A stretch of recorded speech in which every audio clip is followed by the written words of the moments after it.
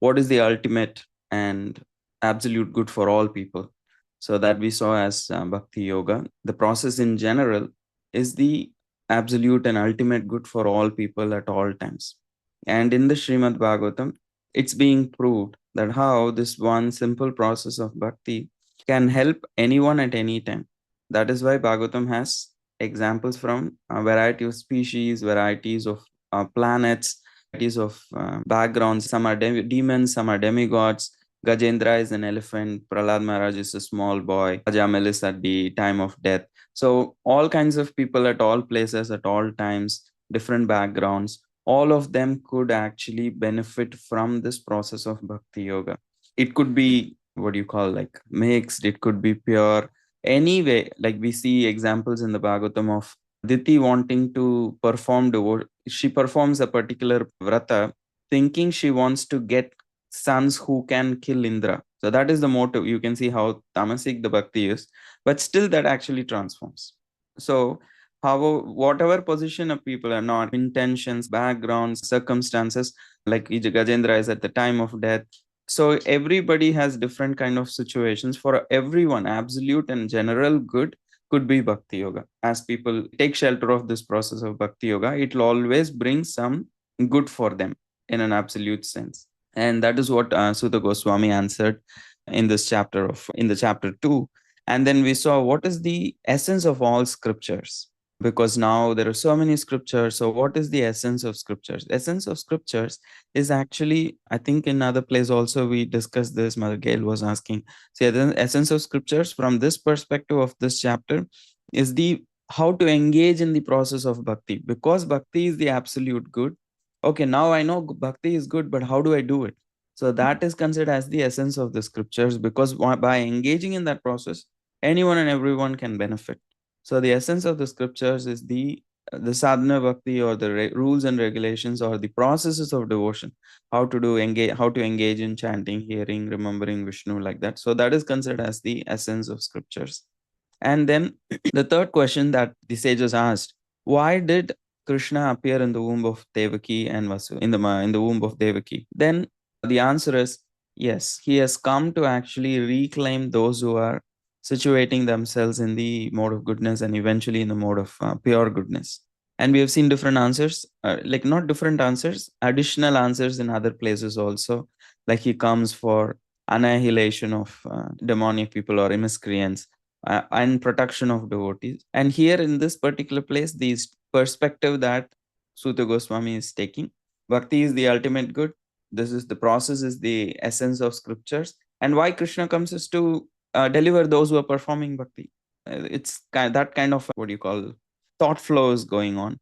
And then the fourth question was, okay, how does Krishna or the Supreme Lord create these material universes?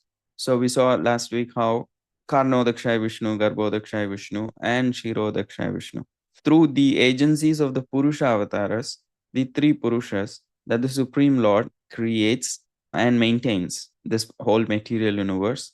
And in short, we saw that particular section also.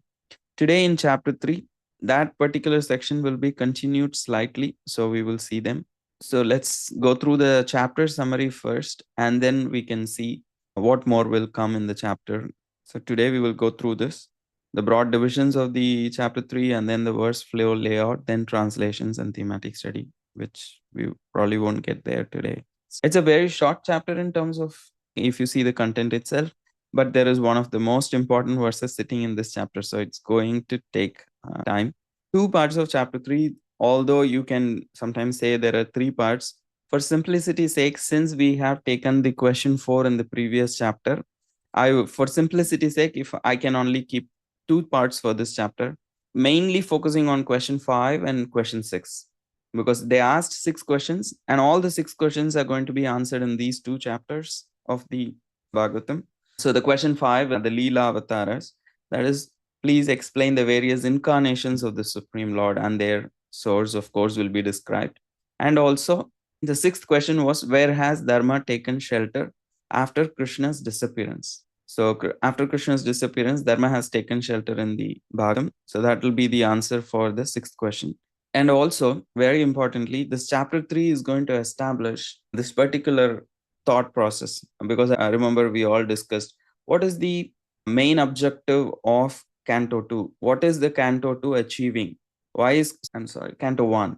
Why is Canto 1 present as Canto 1? We did discuss in the beginning orientation session. Every canto has a purpose. So, what is the main purpose of Canto 1 itself? Canto 1 establishes the object of bhakti and the process. What is the process? Okay, if I want to achieve absolute truth that was defined by Vyasadeva in the first verse, what is the process to achieve this absolute truth? And who is that absolute truth? There are two questions that is answered in the Canto 1.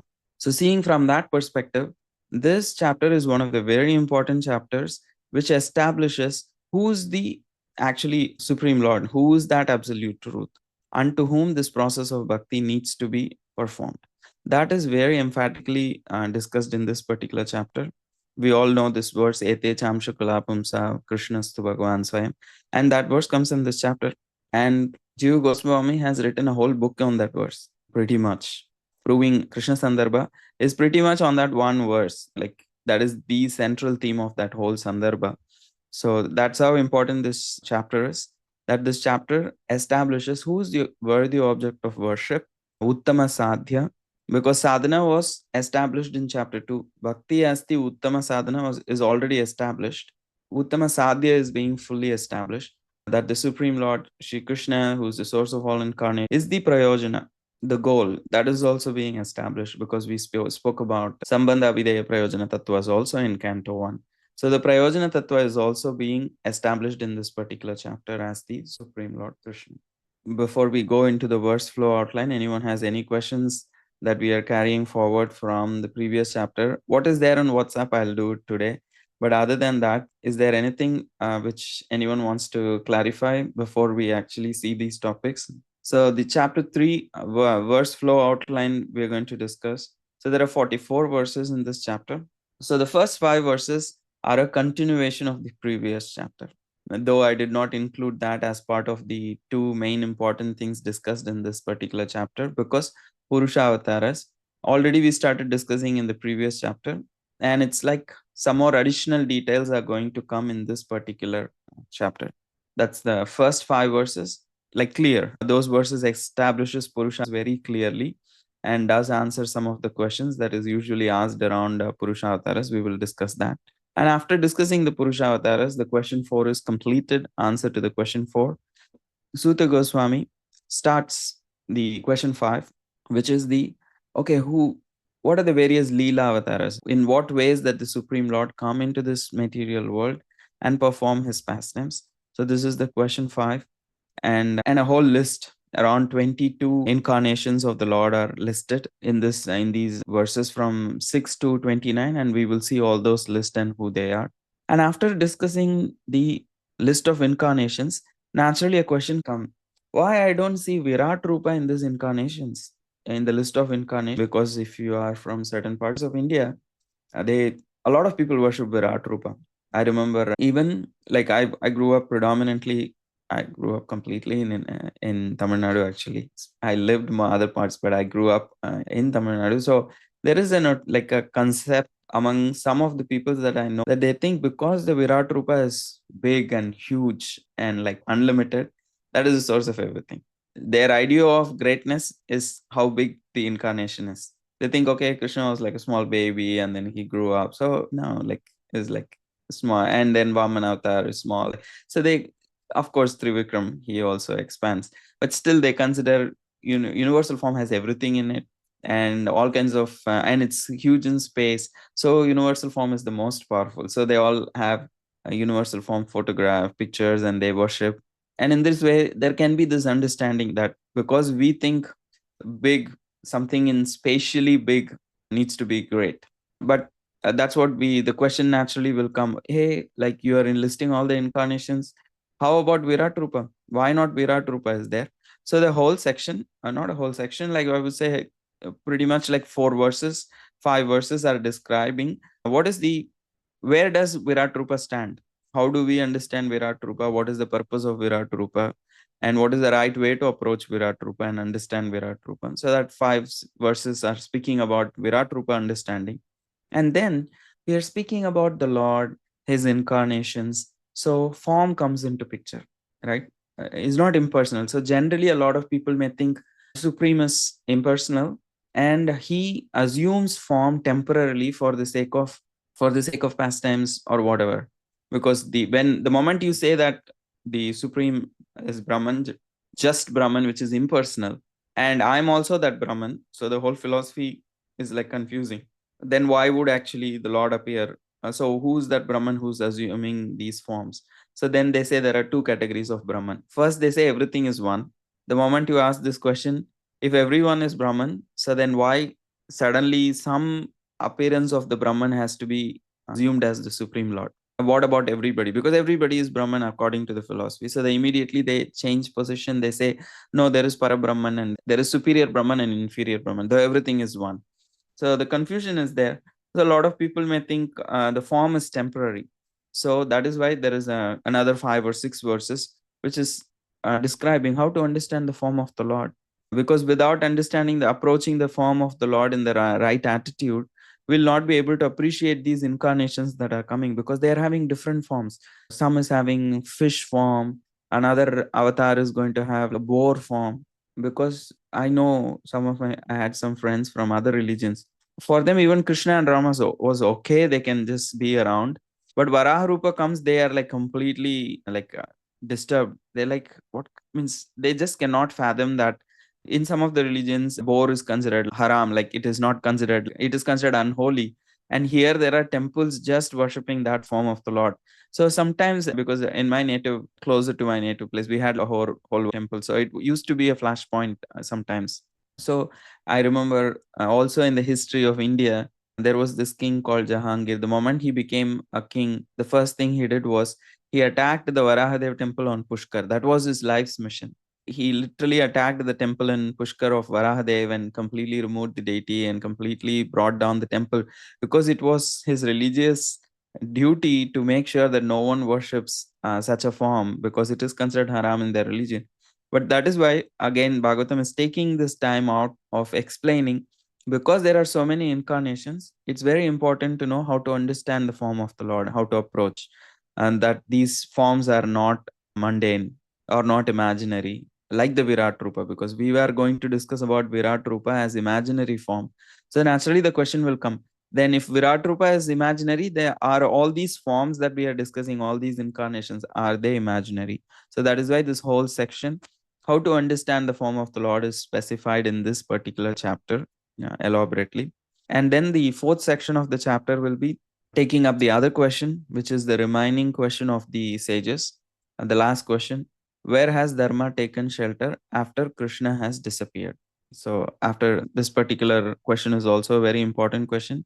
This is a seed question which is going to lead to the rest of the Bhagavatam. From here, Bhagavatam is going to take off in another direction. So, these 6 questions, don't assume they are just done and disposed after these first 3 chapters. Literally, the rest of the Bhagavatam is answer to these 6 questions in one way. So, you can see the Bhagavatam as the explain of these 6 questions also. So now that we have seen the overall summary of this chapter 3, that how in the beginning the Purushavataras explained, and then incarnations are being explained from verses 6 to 29, a whole list, and then how do we understand the Virat Rupa, and how do we understand the form of the Lord in general, and also answering the sixth question, which is the where has Dharma taken shelter after Krishna's disappearance. So these are the main 2 questions answered, and the auxiliary topics in relation to those 2 questions. So here we start with the first section, which is the first 5 verses, speaking about the role of the 3 Purusha Pretty much, we are not going to speak about the third Purusha here. We have seen all the 3 Purusha in the previous chapter. Here we are just going to discuss about Karanodakshaya Vishnu. The Goswami is explaining that Karanodakshaya Vishnu accepts the forms of the Supreme Lord. I don't want to get technical, but still, the way this chapter is organized is very brilliant, because if we may think, oh, it's already answered in that chapter, so why do we need in this chapter? When we actually discuss the Ete Chamsha Kalapumsa Purushastu Krishnastu Bhagavan Swayam, that verse, it will become very clear how important these first 5 verses of this chapter are. They actually make a case. Jiva Goswami uses these 5 verses to make a very important statement. you can, if you have the access to seeing the verses itself, please feel free to check the verses. They're very important. The translation of Srila Prabhupada, you can refer to that also. So I have just given the what do you call, the synopsis on the slides. So it is Jagrihe Paurusham Rupam Bhagavan Mahadadibihi Sambhutam Shodashakalam Adav Loka Sisrikshaya. That Suta Goswami says Jagrihe Paurusham. A Paurusham is, but you see the word Bhagavan Mahadadibihi. The Supreme Lord Bhagavan accepts the form of the Purushas. Jagrihe means accepts. Paurusham Rupam.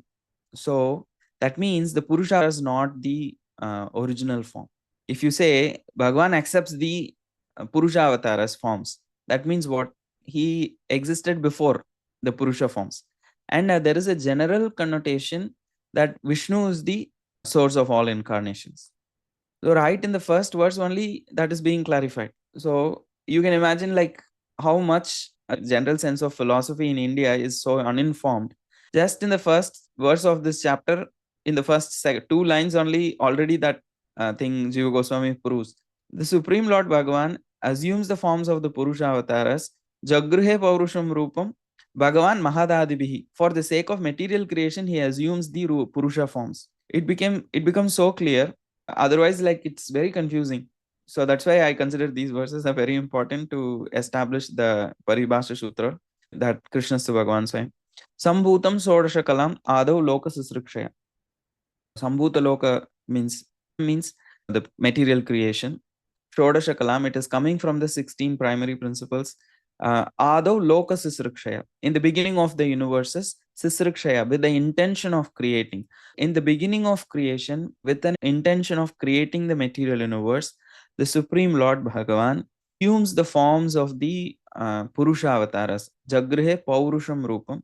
Along with, from him comes, from that Purusha Rupa, comes all the necessary ingredients for material creation. So that's what we call as Pradhana, and then it becomes into Mahatma, which we will see in the second canto. So for now, the main emphasis is that how the Supreme Lord assumes the forms of these Purusha avatars just for the sake of creating material universes. So that is the main point in the first verse that Suta Goswami addresses. And in the second verse, we do see how Suta Goswami speaks about Garbhodakashayi Vishnu. And if you note, the term Karanodakashayi, Garbhodakashayi, or Shirodakashayi is not spoken by Suta Goswami himself. The name of the Purusha avatars are not given, but he does very clearly define Purushavatara 1, Purushavatara 2, Purushavatara like this. Even in the last chapter, he gave that. He does not give the name. By the role that they are playing, by the descriptions that are being given, we can see that they are different personalities and they are different Purushavataras. The names is generally given in other places. There is Srila Prabhupada quotes in Bhagavad Gita, and there is a Tantra from which this particular names are taken. All the three Purushavataras, Purushastu Trini Rupani. In that particular verse, we see, okay, the names are given in other places, but here Suta Goswami does not give them a clear name. However, he specifies what is their functionality that they are doing. Both in the previous chapter, towards the end also, he explained that the Lord personally entered the universe and created the bodies of the so who's that personality entering into the universe? Because the previous picture, that the painting that the devotees have done, we see here all these are individual universes, and each individual universe inside there is a Vishnu lying down. So this Mahavishnu, or the Karanodakashayi Vishnu, he expands into each and every universe. And that the Lord who has expanded is called as Garbhodakashayi Vishnu, from whose navel actually Brahma takes birth. So that's the first categorical difference that Suta Goswami is giving. How is this Purusha different from that Purusha? That Purusha is the source of all material ingredients. He is the first one who came out of the Bhagavan after he wanted to create material universe. Now the Garbhodaka is being defined as, if you read the second verse and the second translation, that who is this Yasya Amsha means the first Purusha came from the Bhagavan. So from him, from that first Purusha comes this particular second Purusha. a part of that Purusha lies down within the water of the universe. Yasya ambasi shayanasya. He creates water from his own body. We all say this, be a part of this world, not of this world. Garbhodaksha Vishnu takes it very seriously. He takes it literally. He says, I will come into this universe, but I'll not even touch this material universe. We are all so proud of our little kingdoms. But Garbhodaksha Vishnu considers them untouchable actually. So he does not even touch the material universe. He creates it. He comes and he generates water from his own body. He fills it, and then he lies down, and then he puts his bed on that water, and he lies down on top of that bed. So he literally is within the material universe, material world. Still, he does not actually become part of it because he makes sure he is kept separately through that water. Also, to to give an hint at how he is not part of this world. He is the one who is from whom everything is coming. So after this, we see. I don't know why today I'm going by verses. Suddenly, I got inspired because the more we spend time in these initial verses, it's going to get easy for us to understand Ete Chamshakala Pumsa. I literally don't have to do much there. Once we go to this verse, it will become much more obvious. So stay with me for the slow process today and going into the details. This chapter is a very important chapter. So let's go through the verses, spend some time. And when you have time, please read the purpose also. And if you all have Bhagavata Subodhini by Gauranga Darshan Prabhu, I'm referring it, but I also am not referring it because I'm bringing in other books also. But that book can be very important or can be very helpful if you want to read and understand the the technicalities. To a large extent, he has presented it all in a very concise way. So you can use the guide also if you don't understand what I'm explaining. A lot of what I'm saying is coming from that book and also from Jiva Goswami's commentary separately. So this particular Purusha, he lies down within the water of the universe. Yoga Nidra, he is in Yoga Nidra. He is not even interested in the material universe. We are becoming so absorbed, but he's like, when he's creating, he's in Yoga Nidra. He doesn't want to even interact with the material universe with his full consciousness. He sports with his own Yoga Nidra, and the rest of the things are happening. And why is three Purushavataras taking so much, so much hard, like they are doing hard. Of course, it's not hard work for them. It's just happening by their will. Still, why is Purushavatara creating, taking so much effort to create the material universe? We all think someone in our lives or somebody that we deal with will immediately accept what we say. But this whole complex network of creation is created by the Supreme Lord just to make the understand and accept, oh my Lord, you are the Lord and Master, you are my Master, and I accept to be your servant. That's all. For the Jiva to have this one little realization that I am a servant, Krishna is my master, just for achieving that one thing, the Supreme Lord is going through so much complex creation Leela. The only purpose of this creation is to make the Jiva and accept, oh, okay, you are my master, I am your servant. And here, like, we struggle a lot and we try a lot in this world, and we become frustrated why someone does not accept our subordination. However, even the Supreme Lord has to go through just to make all of us understand and accept that we are his servants and not masters, not independent. So we can imagine the love that Krishna has. Because if somebody is disobedient, we usually don't tend to care for them. But Krishna goes on to create such elaborate, creation and facilities for us to come to the realization. So we can understand how much selfless and also how much, what is the qualities of the heart.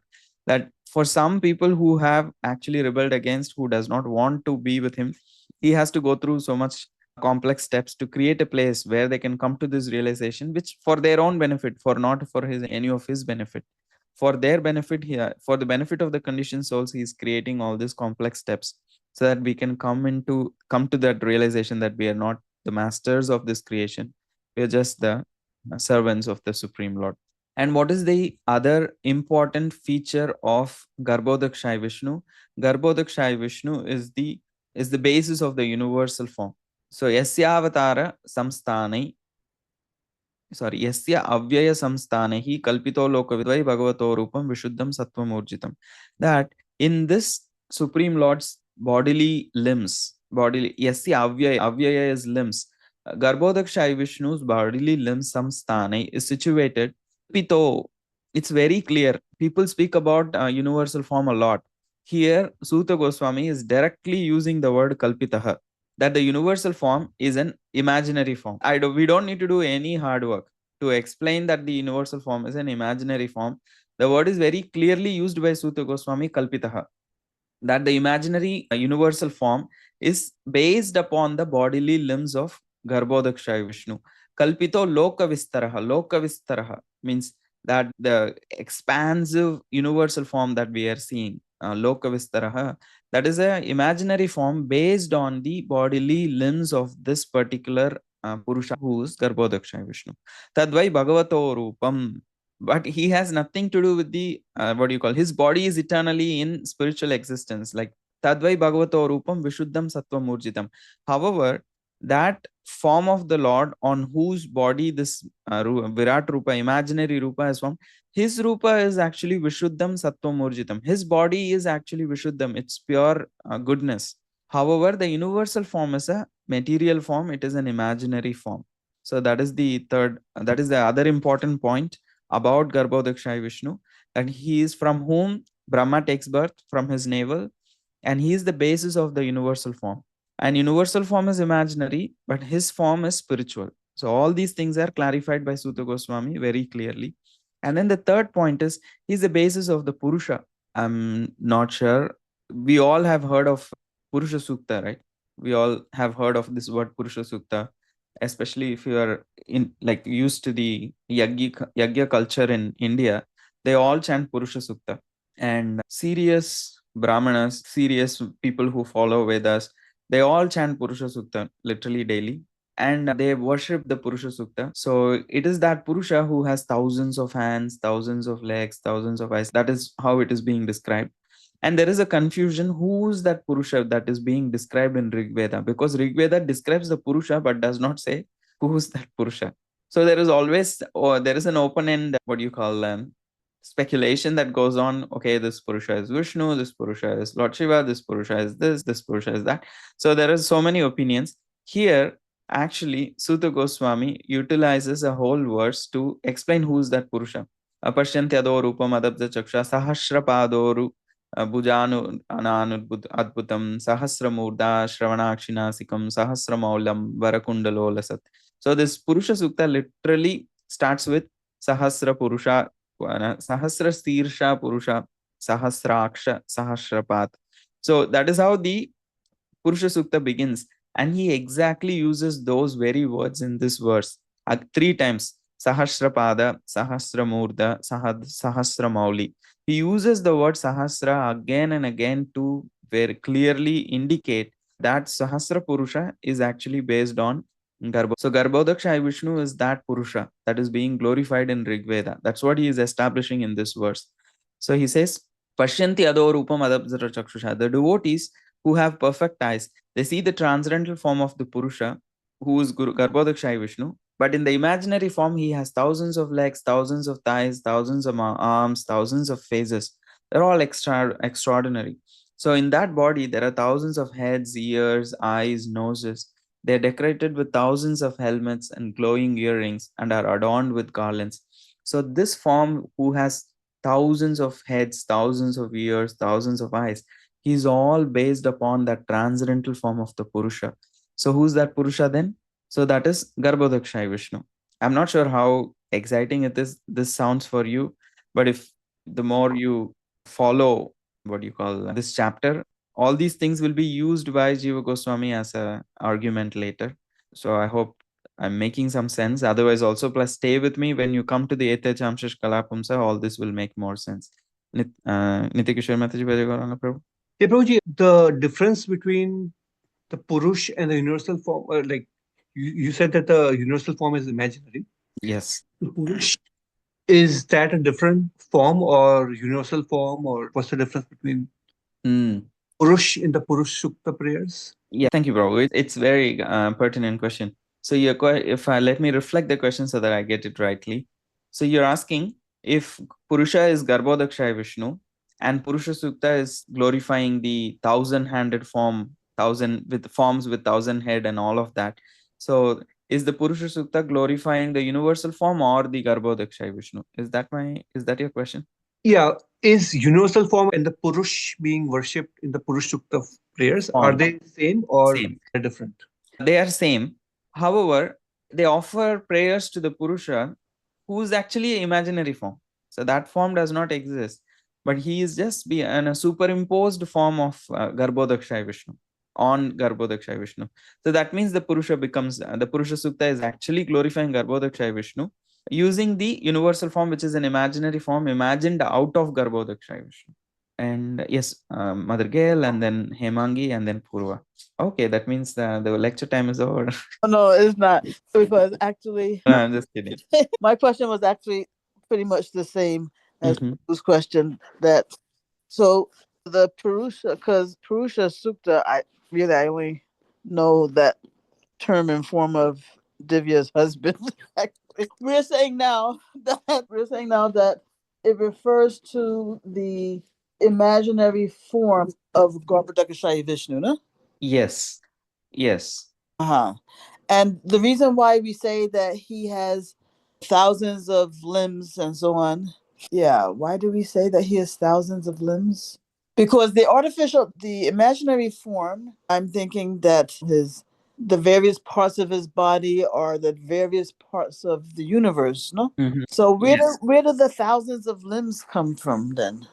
This whole, Mother Gail, this whole thing, the very question that you're asking, this is the question that is explored between verses 30 and 34.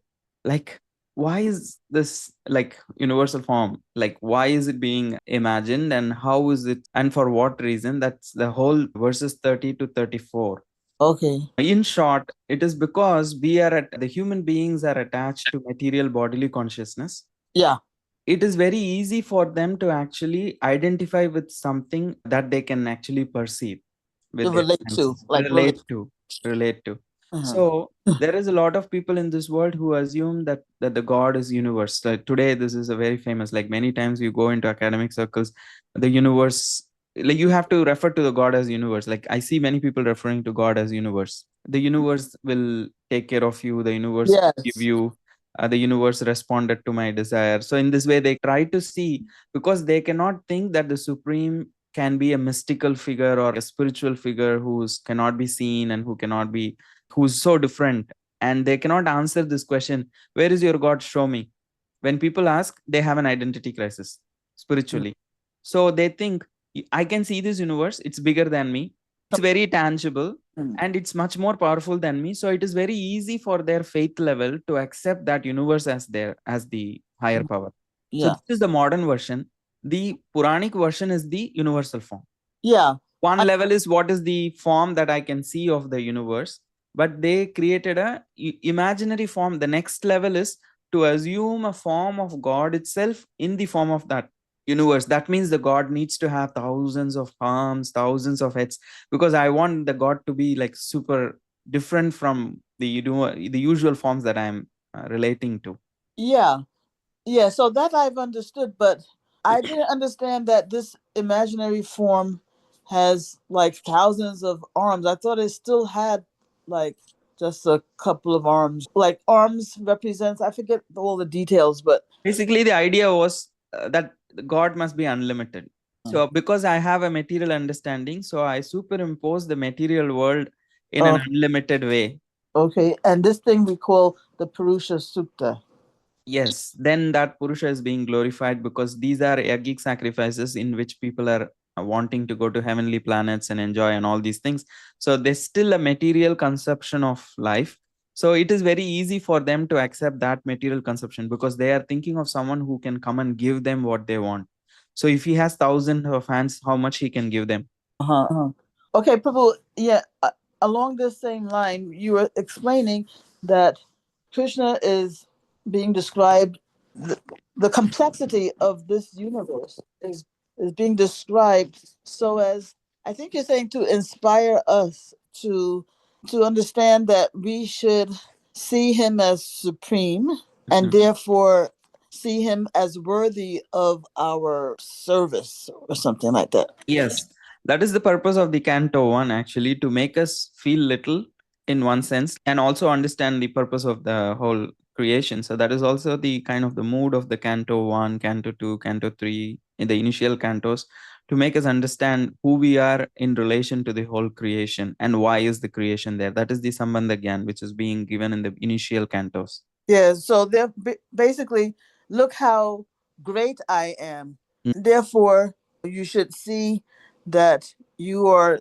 quote unquote insignificant by comparison, and therefore should I am worthy of your service, something like that. Also, sometimes the conditioned soul is so puffed up without even having any qualification. There is no reason for the conditioned soul to be proud, but the conditioned soul is actually proud.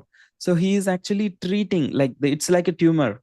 So he's trying to remove that pride, because unless that pride is removed, Sambandha cannot be established.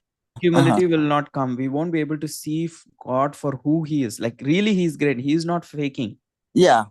So that tumor of pride, that false pride and the ego, that the conditioned soul, that is being operated in these cantos. Okay, you wake up and see that you think you own things, and you do create things, and you establish things. See, like nothing actually belongs to you, and all of this comes from these Purusha, and he creates, and from here actually you gather on to hold on to some matter and assume you are very great. But what about the person who creates all the matter? Yeah. Okay. One thing I've heard too, I think I've understood also, is that by showing the complexity of that goes into creating this universe, and then by after having created such a complex place, then the same person who created that super complex place, he at the time of dissolution, he just throws it away. He just like at the time of dissolution. So it shows his detachment from this material world. And therefore, it's like showing that we should also become detached too, because this world is, although so complex, is so insignificant also.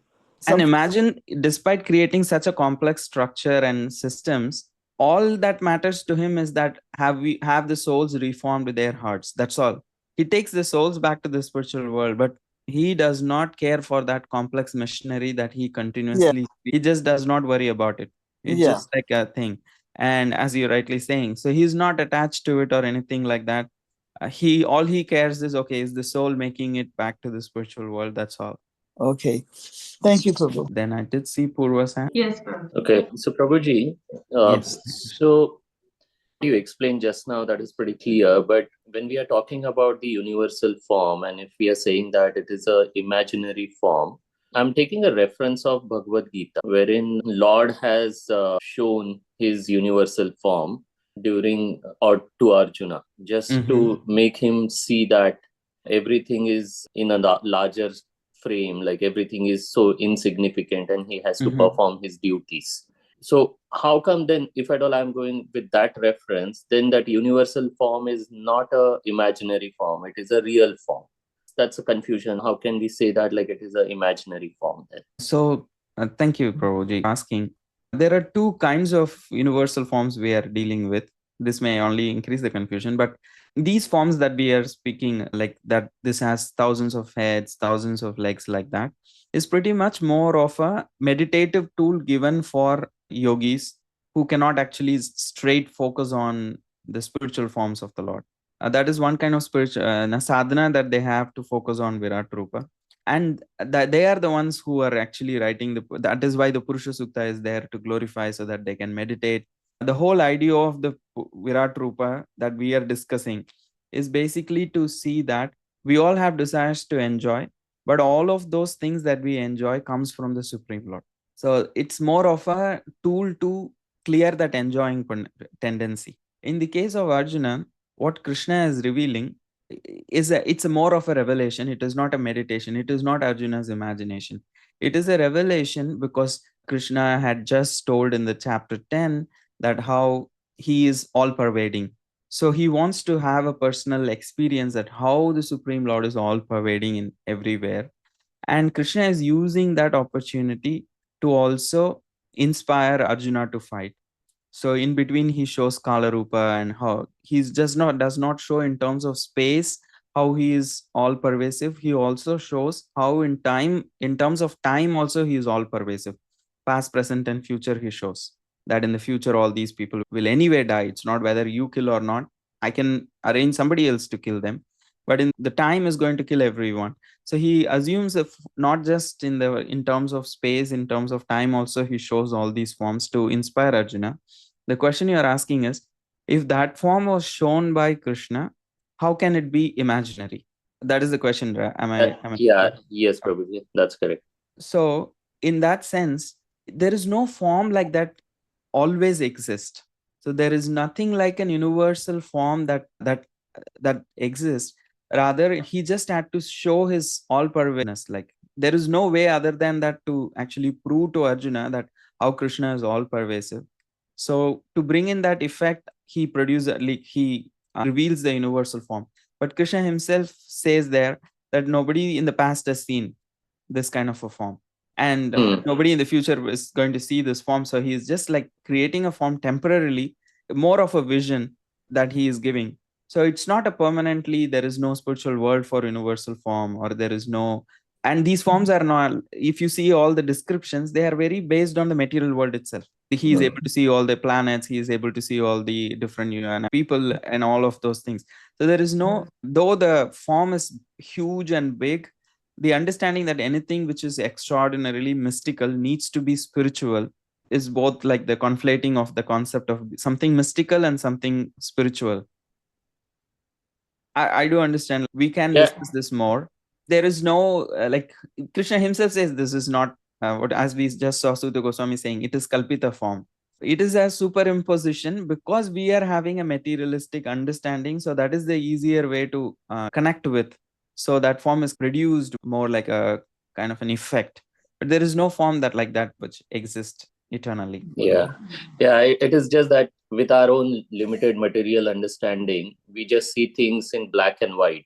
And I think that's the reason it is very difficult to understand. When one side we see that Lord has shown that Virat Rupa during Kurukshetra, and on the other side we are seeing that it is not a real Rup. It is more of a universal, it is more of an imaginary form. Yeah, got it, Prabhuji. Thank you. And Purva, you have the question? Yes, Prabhuji. It's pretty, it's a simple question. Yes, sure. I just wanted to know, is it, Sahasranama, is it directed towards Garbhodakshaya Vishnu then? Yes. Okay. Because he is the Purusha Sukta. So he is the Purusha on whom usually the universal form is superimposed. And because from him, all the ingredients for material creation comes. From him, the lotus comes, and from him, all the structures come, and from him, Brahma comes, and all the material ingredients within the universe actually are coming from the, the Garbhodakshaya Vishnu.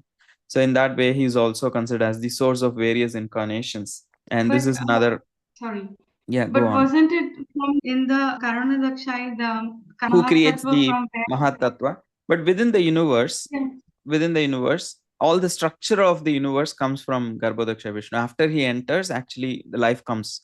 So in that sense, within the universe, he is considered as the Purusha. Okay. So when we are speaking about Purusha, we are speaking in the form of our universe, that Gail was also saying, how we sometimes the universal form is assumed as the Patala Loka is his legs, or the heavenly planets is his thighs, and like that. So that means we are just superimposing it on our own universe. Karanodakshaya Vishnu is so beyond all the universes. So he's not just belonging to one universe. So that imagination goes much closer to Garbhodakshaya Vishnu than Karanodakshaya Vishnu. Okay, thank you. And the fifth verse, so this is also another important verse. So this second manifestation of the Purusha, which is Garbhodakshaya Vishnu, is the source. Nidhanam. Nidhanam means source. Bijam means there is the seed, indestructible, avyaya bijam, indestructible seed of multifarious incarnations within the universe. And from the particles and portions, yasya amsha amshena, from his plenary portions and part of the plenary portion, like various different living entities like demigods, men, and others are created. So here we can see that Garbhodakshaya Vishnu is being quoted as the source of various incarnations. So then we may say, okay, is then Lord Ram an incarnation of Garbhodakshaya Vishnu? Is Narsingh incarnation of Garbhodakshaya Vishnu? That is how usually it is said, because it is very clearly explained in this verse. Yetan nana avataranam nidhanam bijam avyayam Nidanam means in this canon, Vishnu Chakra Thakur explains, Nidanam, the word here is not that it's being created, is also, it's more like a warehouse, has all the, and they come through the warehouse. It's not produced in the warehouse, it's kept in the warehouse. So he's the, through him, actually, all the incarnations manifest within this universe. Does not mean Lord Ram did not exist before. He is an eternally Alila. He is an expansion, he is a form of the Lord who internally exists. Rather, Garbhodakshaya Vishnu actually is within this universe, and after this universe gets wound up, he will go and merge back in Karnodakshaya Vishnu. And there are, every universe has different Garbhodakshaya Vishnu, and in every universe, Lord Ram's pastime, Lord Nrsingadev's pastimes, Lord Krishna's pastimes, they all will manifest. So are they being created by those individual Garbhodakshaya Vishnu? No. They are more like the, what do you call, Nidhanam Bijam Avyaya, means like how through him actually they come through Garbhodakshaya Vishnu. In that sense, he is considered as he is the source of all incarnations within the universe. Does not mean he is the one who's creating all of them. That's how Vishnu Chakravarti explains this verse.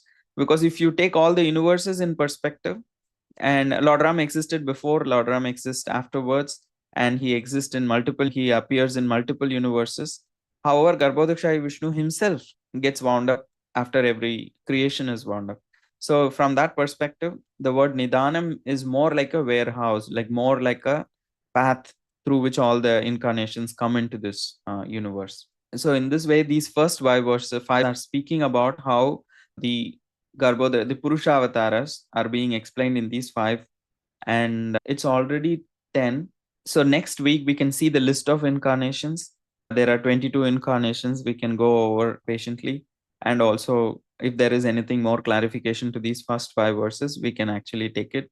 Though I was thinking we're just going to finish this up to 29 verses today, I did not think it's going to take this much time on the five verses. They are very important five verses, they'll be helpful. Olga?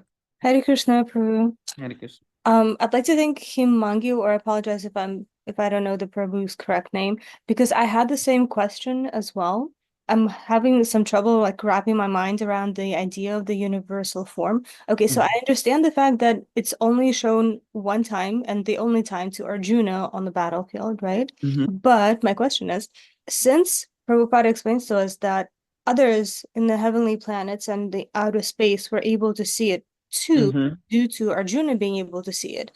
And if Arjuna's being able to see it is some sort of a vision that doesn't actually exist because the form is imaginary, is everyone else having the same vision at the same time, like some sort of a mass hysteria event, or are they seeing it with their spiritual vision? And if so, how can it be imaginary if they can actually see it? Okay, I'm pulling my Bhagavad Gita.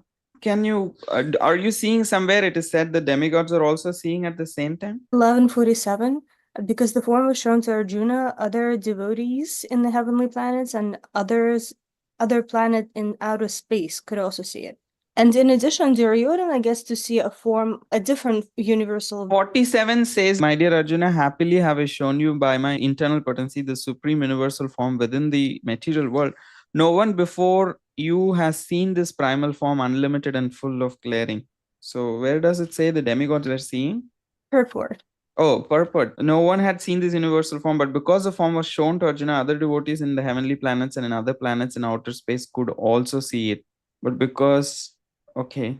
And then even like to build further on that, Duryodhana gets to see a different version of the universal form. Yes, that is a very different form because he is showing Kalarupa, which was not seen by anybody else, because this is not just universal form like the, what do you call, the Virat Rupa alone. He also transforms that into Kalarupa actually. So that form was not shown. The same, every time it is being created, it's being created according to how what Krishna wants to show. So he wanted Duryodhana to see something. He showed a different thing to Dhritarashtra. And there are few other people who had seen this form by they had prayed and they had got some boons. And there is another Muni also, I'm forgetting his name. He also had seen, and also here Arjuna is seeing. Srila Prabhupada is writing that others in the, what do you call, in the heavenly planets and the other planets in outer space could also see it. Because of Arjuna, they would have seen. We also have a relevant question in the chat. Advaita Acharya saw it too. Okay. Yes, Advaita Acharya is being shown by Chaitanya Mahaprabhu. in the CC. So the idea again is it's all very different each time. So that again comes to prove that it is an imaginary form. If it was like one form, you cannot show different forms. If it is Krishna's form, it is Krishna's form. Whoever devotee is being shown darshan, it is the same Krishna form. But here, universal form, depending on, because the material, it is a more of an imaginary form, it is being shown in different ways according to the inspiration of Krishna himself. So let's take one instance of when the universal form is shown. Let's go to Arjuna's situation and all the others who are viewing that. Okay. Are they all seeing the same form at the same time and like imagining the same thing happening to them? That's what I'm like. I'm not able to reconcile what Srila Prabhupada is writing here. I would have to go and read again because the translation very clearly is like going way. There may be some commentaries from which Srila Prabhupada is bringing this out. He never writes usually something like that on his own. Usually there will be some commentary. There may be some explanation. So in my opinion, it was not seen by anybody else in the battlefield. That much was very clear. And Krishna himself says, you cannot see with your own eyes, so I'm going to give you a divine set of eyes so that you can actually see this. So assuming the higher planetary systems, they also were qualified to see. It is not the imagination of Arjuna. See, the imaginary form and one's imagination is very different. The form that we are imagining while reading that Sahasra Sirsha Purusha, that is the Lord has 1,000 arms, 1,000 legs, that is we are trying to imagine. But what Krishna showed, though it was an imaginary form, the form was there. It's, say, for example, you go to a cinema theater, it's being projected on the screen. We are not assuming it. It is temporarily projected there. Everyone sees the same thing. So it is an imaginary form, but it is not an imagined form by Arjuna. So I think that goes into some of the questions in the chat. People are asking, is imaginary unreal? And so on. Yeah, but Sanjaya saw it. So Markandeya Rishi, yes, that is Markandeya Rishi, who actually performs austerity to see this form. So imaginary means unreal. Yes, temporary in the sense that it is shown and then it taken away. And also there is no such form which eternally exists in the form of the material world, because the material world itself is temporary. How can a form of the Lord which is based out of the material universe can be permanent? The material universe itself is going to be wound up. And all the form, the universal form, everything is centered around the material universe. That these planets, stars, and everything, all the demigods will all go when the material universe goes. So the whole form itself is because somebody is having a bodily consciousness, or somebody is able to be convinced in a certain way. That is the reason that this form is being utilized to bring them. If they cannot direct go to God, there is an in-between form. And to wind up Olga's question, it's not an imagined form by Arjuna, but it is an imaginary form shown by Krishna. So from that perspective, even if the demigods are seeing, they're going to see that same form which Krishna is going to show. Does that make sense? I think it's the best I'm ever going to be able to understand this. Thank you. Okay. There's just one more relevant question in the chat. Okay. Thank you. I don't know how you guys keep on tab with everything going on, but yeah. But material world is real and true, not mithya. Yeah, that we are saying this form is temporary. We are not saying it is imaginary in the sense of unreal. It is temporary, like the material world is real. You and me now, currently we are speaking, we are understanding this particular thing is real. Our understanding is real. But time is going to change this. After 15 minutes, after 20 minutes, this will not stay like this. This reality is going to change. So yes, the material world is real and true, but it is temporary. The same way for the universal form, it is temporarily created by the Supreme Lord, but it is a kind of what you say. It's what Arjuna is seeing is real for that moment. His experience is real, but it's a temporary form. I think let me clarify this one thing. There is a difference between the Virat Rupa that we discuss sometimes and the universal form shown by Krishna. What Krishna showed was he actually showed it, and Arjuna is seeing it. But the Sahasra Purusha that we are discussing, that is discussed in the Rig Veda, is a form that the follower has to imagine. That Gail also mentioned about this, that the universal form, the Patala Loka, is situated on the feet. Or sometimes it is also shown that Brahmana, Vaishya, Kshatriya, Vaishya, Shudra is also like mapped on that universal form. The material universe is mapped on that universal form. Various, like the knees are the mountains, the river systems are the nervous system. So these are all actually super forms. These are literally imagined forms. So there is a difference between those two. That is another thing. So seems like we need to take a whole session separately on the Virat Rupa. The universal form which is shown by Krishna is not the same universal form we are discussing as Sahasra Purusha here. This is a form which is being imagined by the practitioner in order to be able to connect with something, a spiritual practice. But what Krishna showed was, he showed it. There is no scope for imagination there. It is being seen by Krishna, Arjuna. Whatever Krishna wants to see, that's what Arjuna is seeing. So these two are a little slightly different. So if that helps at all or creates more confusion, so I have Mother Gail, Shirisha, and Karthi.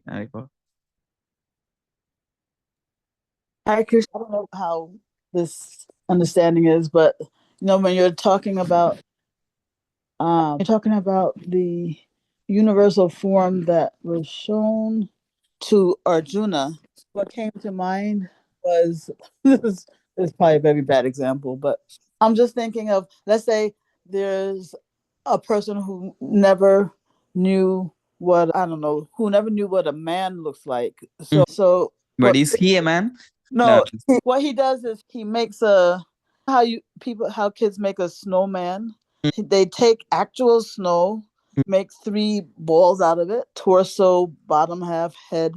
They use branches for the arms, buttons for the eye, and a man, a kind of man is constructed. The snow is real, the buttons are real, the branches are real, but the actual snowman is not really a snowman, but what he's comprised of is real.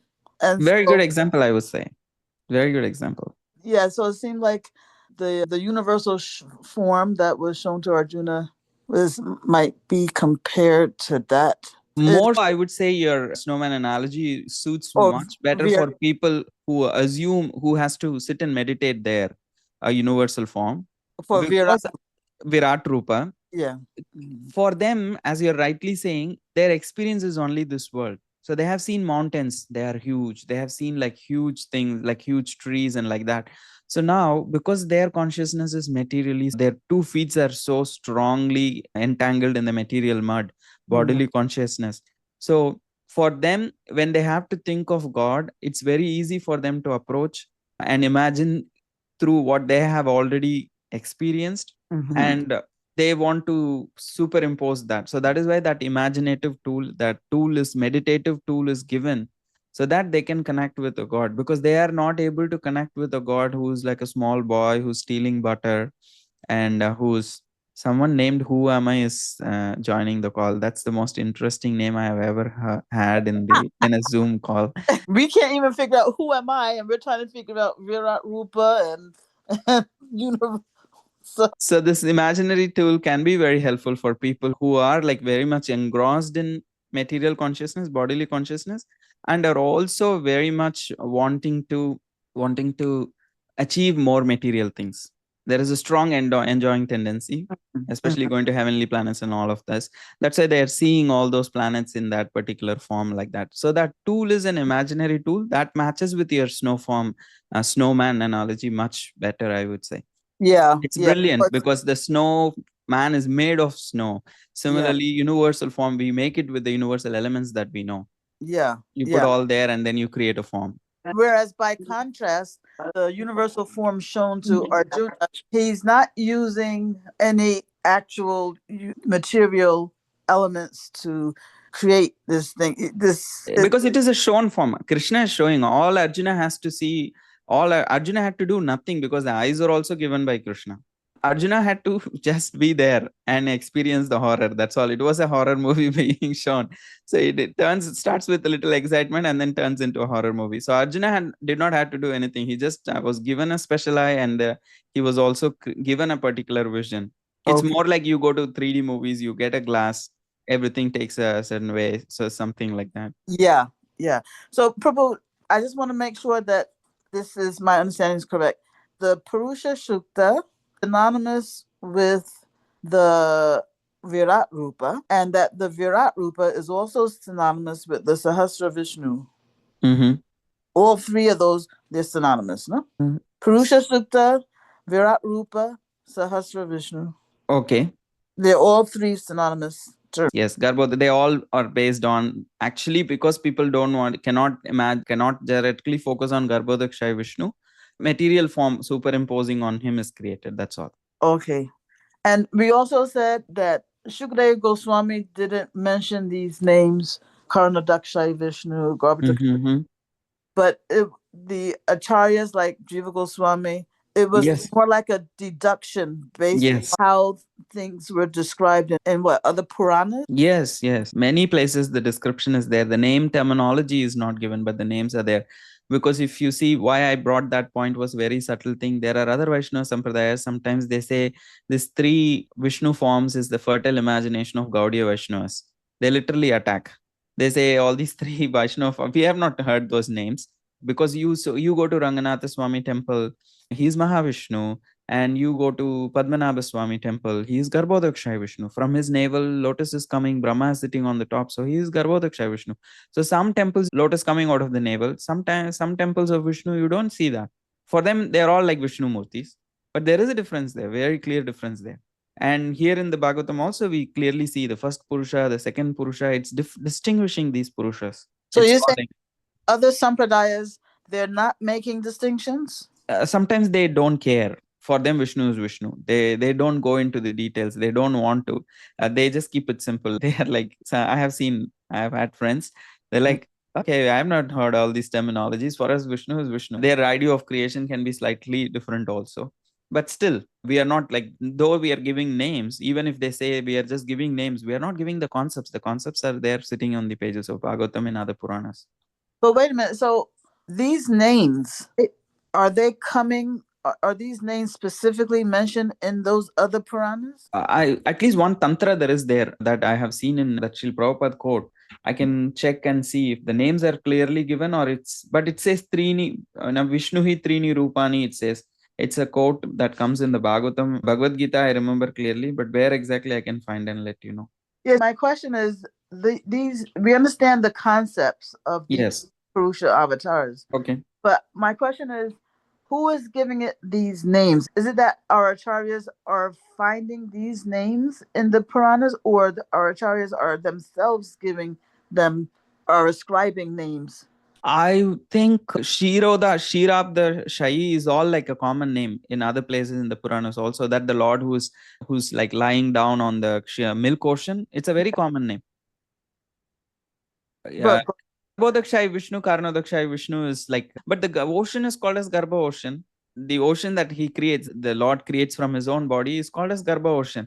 In the pastime of in the Varahadev, when the planet actually gets dislocated and falls into Garbha ocean. So even say, assuming these names are given by Acharya, they have only given name. You call them Purusha 1, Purusha 2, Purusha 3, we don't care. The concept is there. Oh, okay. So the important thing we're trying to point out here is that there are 3 distinct Purushas. Yes. And what we call them is like not is an immaterial. You can call them however you want, but the whole idea is there clearly. Oh, okay. That's the point. Okay. Yeah. Thank you. I think he is saying 7.4 in that particular. Here also, if you see, interestingly, the names are not given in the shloka itself. It's from Satudra. It says, for material creation, so we have 3 forms of Vishnu. Purush, the first one creates the Mahatattva. Second one gets into that universal egg. And the Tritiyams, the third Purusha is existing in each, and Sarva Bhutastam is existing in each and every living entity. Yeah. So like you said, not even there are those names given. Yeah, the names are not there, but the concepts are there. So we are free to give, and the names are very common, like what you call, like they have created the names, even if it is given by Rupa Goswami, still he is lying down on Karna, he is lying down on Garbha, he is lying down on Milk Ocean. Yeah. So the other Sampradayas, for one thing, they feel like they're attacking us for being speculative, because for one thing, we're giving them names Because this is very important to our philosophy. A lot of things comes from this distinguishing of the Vishnu forms and everything, and then the whole theology is built on that. So that's why they feel like, okay, our acharyas did not care for this classification that much. Okay, Prabhu. Thank you. And I do see another hand, Ishwari Mataji. Hare Krishna, Prabhu. Hare Krishna. So I had one question, but I don't want to take No, time. like it's like officially it's over. If somebody has to go, they can. You can ask the question, I'll answer. No problem. Okay, thank you. My question is, if Lord is eternal, how can Mhm. his form be temporary? Or it could be universal form or any other form. How can that be temporary or imaginative? Because the Lord's form are actually spiritual and eternal, there is no like these forms are eternal and they have nothing to do with the material world. But when we are speaking about the universal form, the whole idea of the universal form comes only when the material world exists, which in itself is temporary, which keeps going through creation and destruction. So but we also say that these pastimes happen. These are nitya leelas. The pastimes is nitya leelas. Mhm. If it is a nitya leela, how is that connected only to this material world? Are you referring to the universal form? Yes, that is also Lord's pastime, right? Okay. So you're saying if Advaita Acharya was shown by Chaitanya Mahaprabhu, a universal form, if Krishna is being shown by Krishna, that is also a pastime. I understand. The pastime is there, but still the form that is being shown can be temporary, right? And that's what I'm not able to understand. How is the pastime eternal and form in which the Lord is exhibiting is temporary? Say, for example, for Advaita, the Chaitanya Mahaprabhu showed this universal form. It is actually, when you say an eternal pastime, it is not necessary that it has to always go on in every planetary system. For certain reasons, in every time the Lord comes, there are differences depending on what needs to be, what is the mood, what needs to be achieved, especially in Arjuna's case. Because there is a certain reason that he needs to be convinced, so it is being shown. And at that point of time, for him to be able to understand that the future also is controlled by Krishna, so that particular rupa is being shown. It is more of a tool to convince Arjuna, though it is like an eternal pastime. Every time it can be created. When we say eternal, it never ceases to exist. But this very forms, they don't have, what do you call, they are not the eternal forms of the Lord itself. Lord does not have a form called as universal form. He shows it when it needs to be, when he creates it when he needs to be, and then it does not exist as such in reality. There is no bike planet in which there is a universal form. Beyond the material world, this form does not exist or does not have a need. So in that sense, eternal means all these other forms of the Lord, they are eternal, means they are in the Vaikuntha planet eternally. When the Leela needs to be manifested, they come, do the Leela, and they go back. Form is not like that. It does not have a Vaikuntha Loka. It does not continue to exist, because that means there will be universal form shown, will be imagined by in every universe by the worshippers who follow Virat Rupa worship.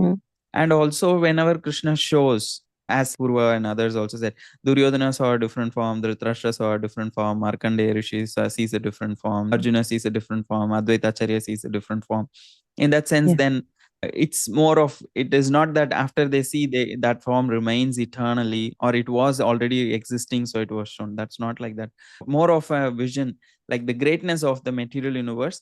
How do you show that Krishna is all pervasive? So for that tool, for that effect to be created, he creates a form, he shows it, but it does not exist. I do understand. It's not that I completely understand it, because some things are inconceivable, and the very reason they are inconceivable is we cannot like fully grasp them. Thank you. That's the best I'm able to answer. I will try to read and see more if there are better answers by other devotees. I will surely share if I get like more of a clarification or in a better way of explaining it. Yes, sir. Thank you. Thank you so much. Krishna.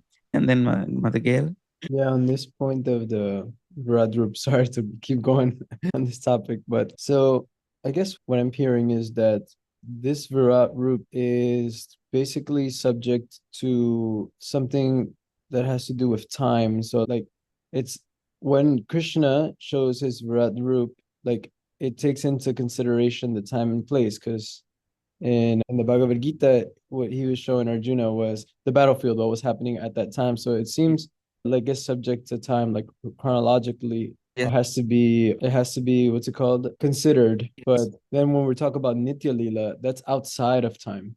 So then this universal form, what I'm understanding is that depending on the time and place, it can show itself in so many different ways, but according to that time and place. Whereas where we're talking about Vaikuntha and Krishna Loka and so on, that's outside. Lord Ram's form or Lord Krishna's form or like Narsinga's form. These are eternal forms. Okay.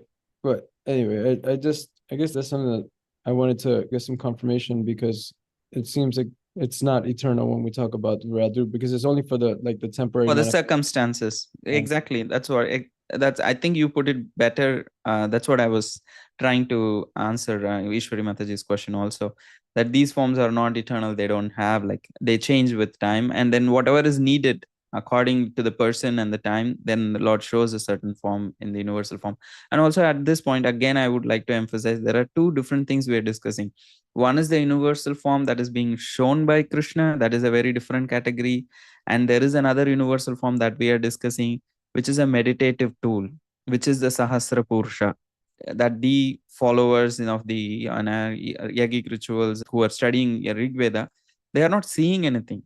It's more that whole sukta is more of an imaginative tool, meditative tool for them to imagine, because they are able to connect with such a kind of a grandeur form. No such form exists as such. So when Krishna says that of pure fires he's the wind, of fishes he's the shark, of I don't know, of letters he's A, and things like this that seem to be of this world, right? Is this also a meditative tool, or is this also fact? Can you come again? I read a comment and got distracted. Oh, sorry. Yeah, so when Krishna's talking about in the Gita chapter 10, right, he talks about of fishes I'm the shark, of pure wind I'm the water, I'm the taste of water. And is he sharing another meditative tool, or is this in fact because he's saying it from his mouth, and I've heard that words that come from his mouth they're absolute and they're fact. So I'm just wondering if you can. So the principle in the 10th chapter is that the conditioned souls are attracted to something which is everybody is attracted to something which is grand, which is wow, this is so impressive. So Krishna says, if you are because you would like to see the world, what attracts our attention in the world usually is things which are magnificent, which are splendorous, which are great.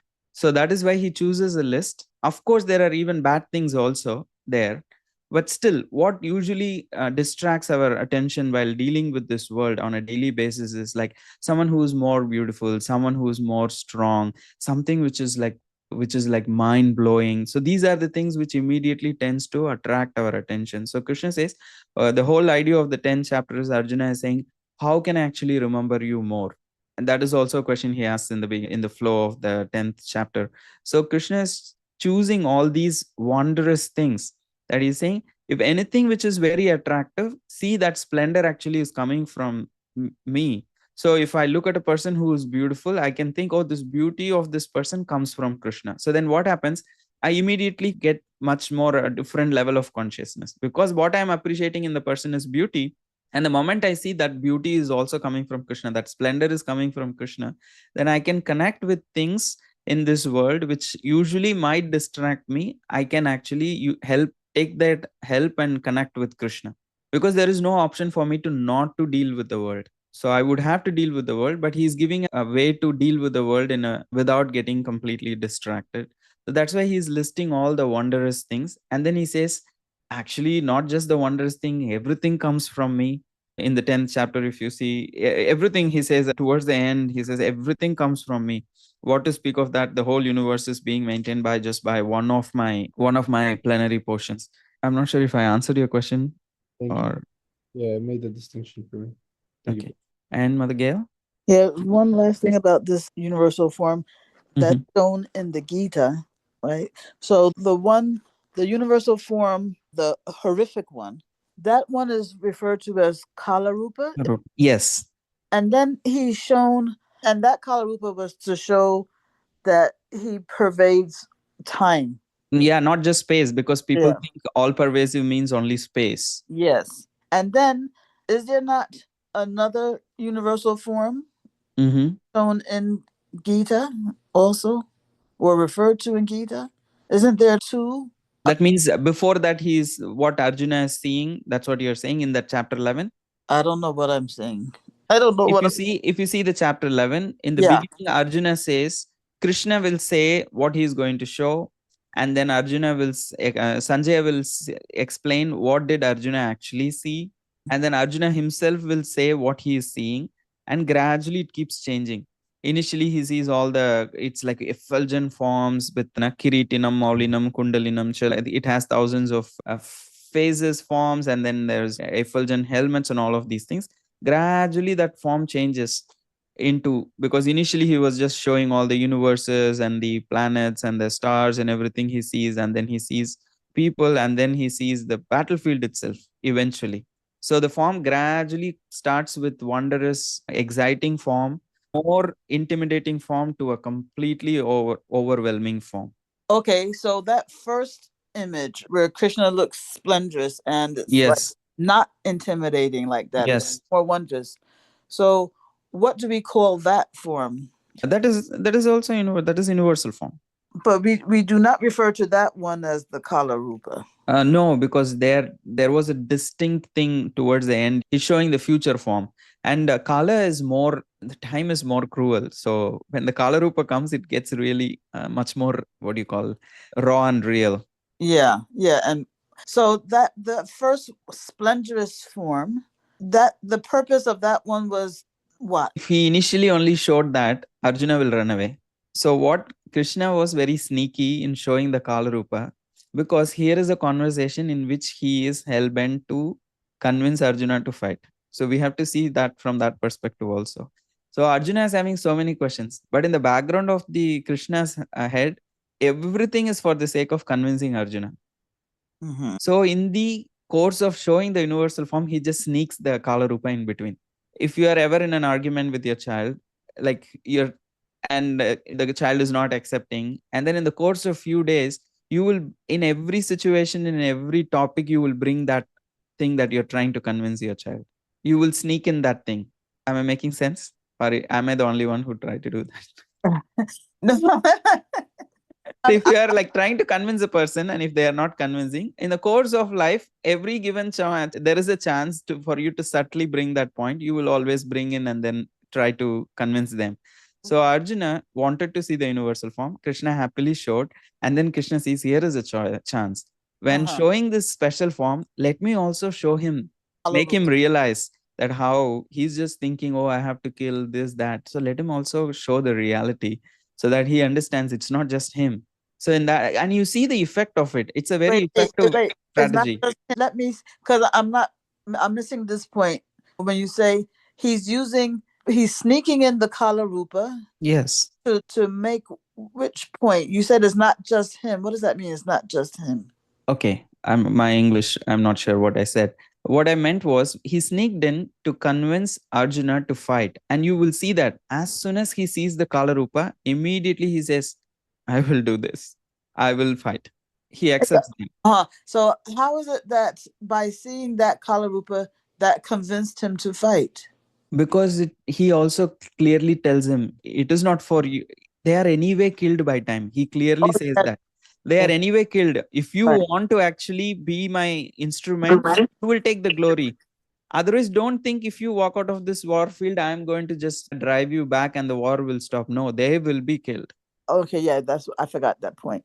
But and you're saying that he showed the splendorous form first, because if he had shown that ghastly form first, then he wouldn't have even. See, if you see the 11th thing, what does Arjuna actually ask for? He clearly asks for that, what do you call, like he says, the four-armed form, no? Yeah, see, oh great person, greatest of all person. This is verse 3. I see you here before me in your actual position as you have described yourself, but I wish to see you, how you have entered into this cosmic manifestation. I want to see that form of yours. He is just asking a practical demonstration of what was explained in 10th chapter. He was not asking for anything else. Krishna was completely utilized that situation for his own strategy. What Arjuna asked was very simple. You just listed me so many wondrous things in this world, and you told that with this one expansion of my expansion, I maintain this whole universe. If you see, Vishtabhyaham idam krichnam ekamshena stito jagat, that is 10.42.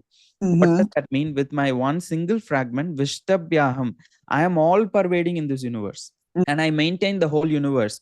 So that is why he is asking after 2 verses in 11.3, okay, show me how you are Vishtabhyaham, how are you all pervasive, how you have entered into this cosmic manifestation. I want to see that form of yours. That's what he wanted to see. He did not want to see the war field, how who's going to be killed in the future, nothing. He wanted to see the mystical potency, Aishwarya potency of the Lord in terms of his all pervasiveness. And that is why he says, if you think I am able to behold your Manyase yadi tat shaktum maya drashtumiti Prabhu, Yogeshwara again uses the word Yoga Ishwara, one who is the Lord of the mystic power. If you think I can look at your mystic power, okay. If you don't, if you think I can behold, please show me. He's also being very humble. So the word he uses is Yogeshwara, mystic power. Yes. Does it make sense? He is not asking for the Kala Rupa. He is only asking for a practical demonstration of what he explained in 10th chapter. But Krishna begins with that, but eventually goes where he wants to go.